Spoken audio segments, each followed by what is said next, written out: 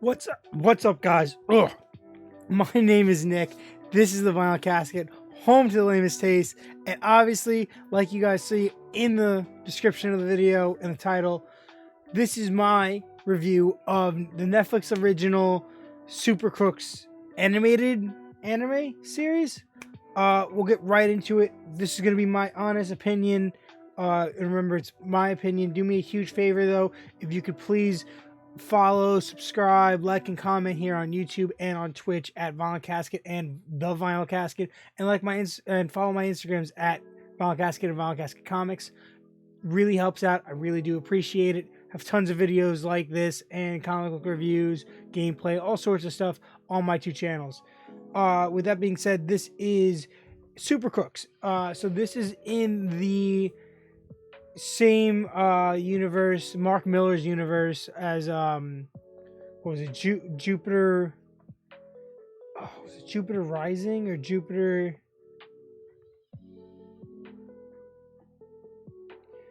I always forget what it's called. It was pretty that live action series, Jupiter's Legacy. I knew it was so 2021 Jupiter's Legacy came out on Netflix, which is based off of a graphic novel by Mark Miller. This Super Crooks was also another graphic novel written by Mark Miller, set in that same universe that has the same kind of, heroes came from the same place, villains exist, whatever. There's this alternate kind of like Justice League kind of thing going on. So this show came out this year, 2021, I believe. There's only one season, 13 episodes. It's the Netflix original. Some of the arguments I'm hearing is it anime? Is it an animated series? Blah blah blah blah. So this show was directed by what's his name? Nobu Hori, who decently known director in the anime world. It was premiered in Japanese and in with an English dub also. The animation style is super like reminiscent of like OG Cowboy Bebop and stuff like that.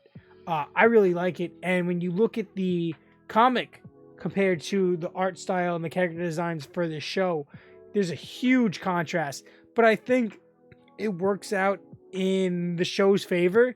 It's very modernized. It's very cartoony and lighthearted, but also fun and gritty at the same time. It's very interesting, and I do really enjoy all, as you can see right next to me,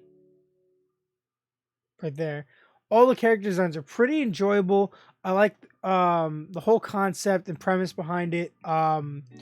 A bunch of villains that exist in this world. You get to see their backstories a little bit and how they get there and how they want to have one major big heist before they're done. And that ends up, not working out the way they wanted to. It was a really big, very convoluted, very like detailed scheme with a bunch of different moving parts and everything. Lasted most of the season until the end.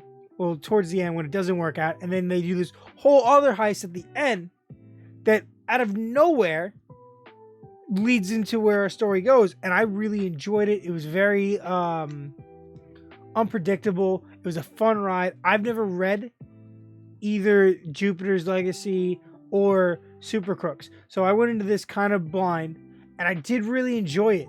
Soundtrack was interesting. Character designs, Mark Miller's like whole basis and premise of the story and the power sets and the character personalities were really good.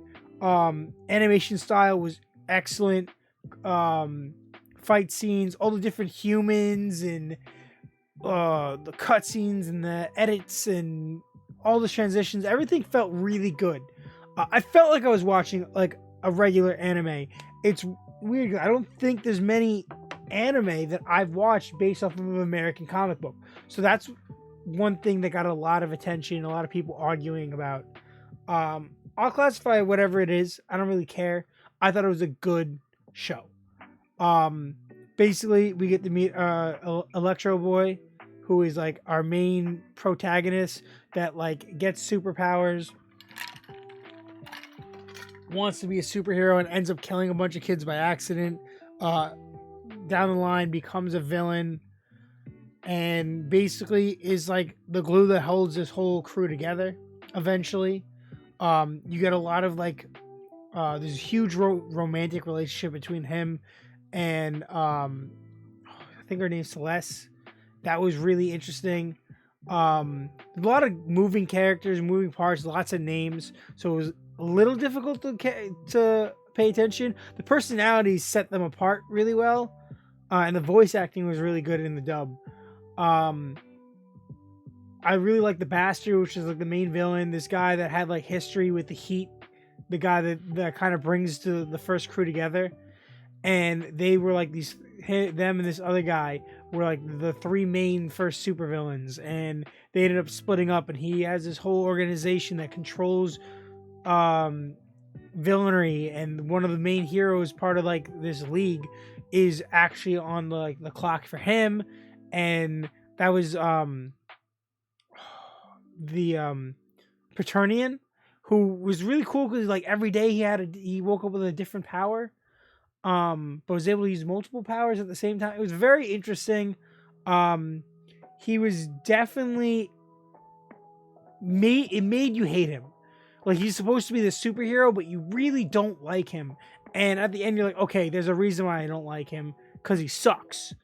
But yeah, like, I don't want to get too into it, but I liked how they kind of blackmailed one of the other heroes into helping them pull off this last heist, so that he had the chance to beat up the hero that made him look stupid by being a villain. That was really interesting. The whole turnaround, how you think that they lost and they end up winning at the end, was really well done.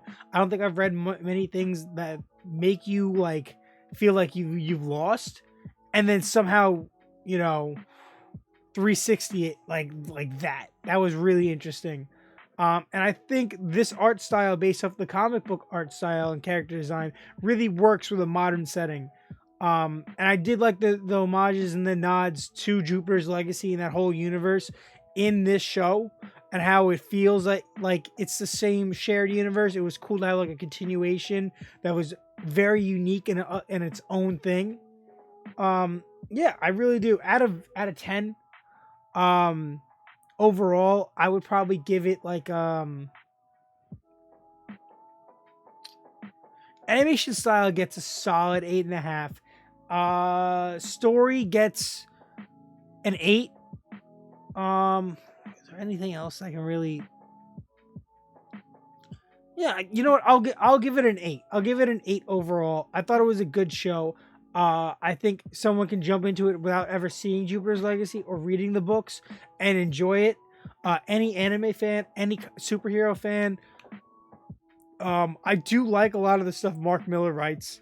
I think it's very, middle of the road, accessible to like a wide variety of audience. Yeah, I think this was a really cool idea.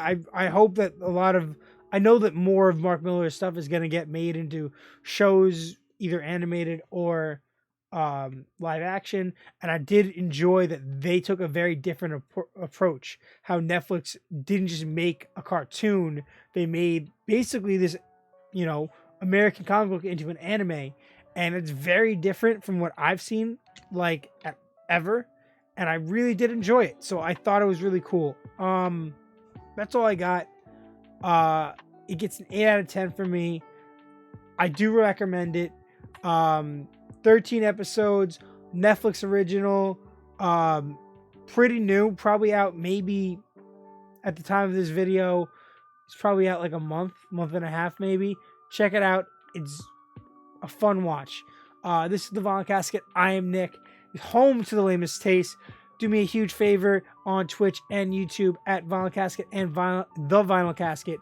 Please hit that sub and follow button. Drop a like and a comment. Let me know what's going on, how you're doing. Did you watch it? How did you feel about it? You could tweet at me at Vinyl Casket, and you can follow me on Instagram at Vinyl Casket and Vinyl Casket Comics. Thank you so much. And remember to do me a huge favor and stay lame.